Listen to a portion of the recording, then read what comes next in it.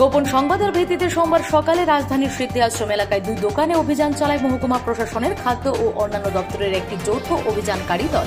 অভিযানকালে দুটি দোকানের বিরুদ্ধে একাধিক অভিযোগের সত্যতা পেয়েছে অভিযানকারী দলটি। এর নেতৃত্বে ছিলেন ফুড কন্ট্রোলার প্রদীপ কুমার ভৌমিক। শহরের বিভিন্ন দোকানেই প্রশাসনিক নিষেধাজ্ঞাকে বুড়ো আঙুল দেখিয়ে অস্বাস্থ্যকর খাবার বিক্রি করা হচ্ছে। কোনো কোনো দোকানে মেয়াদ উত্তীর্ণ খাদ্য সামগ্রীও চড়া দামে বিক্রি করা হচ্ছে। এমনই একটি অভিযোগ পেয়ে সোমবার সকালে রাজধানীর স্মৃতি আশ্রম এলাকার একটি বেকারি এবং অন্য একটি দোকানে অভিযান চালায় সদর মহকুমা শাসকের অধীন খাদ্য ও অন্যান্য দপ্তরের একটি যৌথ অভিযানকারী দল।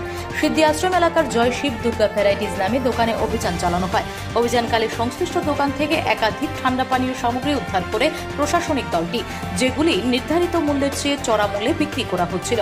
পাশাপাশি এলাকার একটি বেকারিতেও প্রশাসনিক দলটি অভিযান চালায়। অভিযানকালে প্রশাসনিক দলটি বেকারির অপরিচ্ছন্নতা প্রত্যক্ষ করে, পাশাপাশি কেক প্রস্তুতিতে মেয়াদ উত্তীর্ণ বিভিন্ন সামগ্রী ব্যবহারও লক্ষ্য করে প্রশাসন দলটি সদর মহকুমা প্রশাসনের অধীনে প্রশাসনিক দলটির নেতৃত্ব দেন ফুড কন্ট্রোলার প্রদীপ কুমার ভৌমিক। প্রশাসনিক দলটিতে মেট্রোলজি ডিপার্টমেন্ট, ওজন পরিমাপ দপ্তর ও অন্যান্য দপ্তরের আধিকারিকও উপস্থিত ছিলেন। ফুড কন্ট্রোলার প্রদীপ কুমার ভৌমিক এই সংবাদ জানান।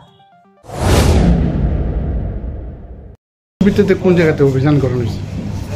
আমরা আসলে সদর এনফোর্সমেন্ট টিম প্রতিনিয়তই আমরা মার্কেট ভিজিট করি। আজকে আমরা প্রথমে বর্তমান বাজার ভিজিট করেছি, সেখানে আলু পেঁয়াজের মূল্য আমরা যাচাই করেছি। পরবর্তীকালে একটা কমপ্লিটের উপর ভিত্তি করে সিদ্ধি আশ্রম শিব দুর্গা ভ্যারাইটিস আমরা এনকোয়ারি করেছি। এনকোয়ারি করে দেখলাম সেখানে যে ঠান্ডা পানীয় যেটার দাম 99 টাকা, সেটা 110 টাকা বিক্রি হচ্ছে। এই ব্যাপারে একটা স্পেসিফিক কমপ্লিট সিএম পোর্টালের চিফ মিনিস্টার পোর্টাল এটা ছিল, সেটার উপর ভিত্তি করে আজকে এই আমাদের অভিযানে এসে আমরা যেটা সত্যতা পেয়েছি।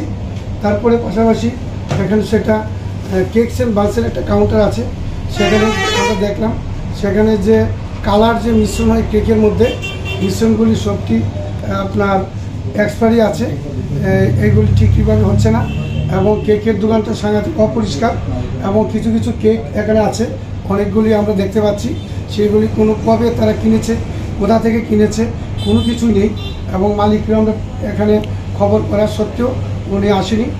Bureau report S Bharat live 24 hours.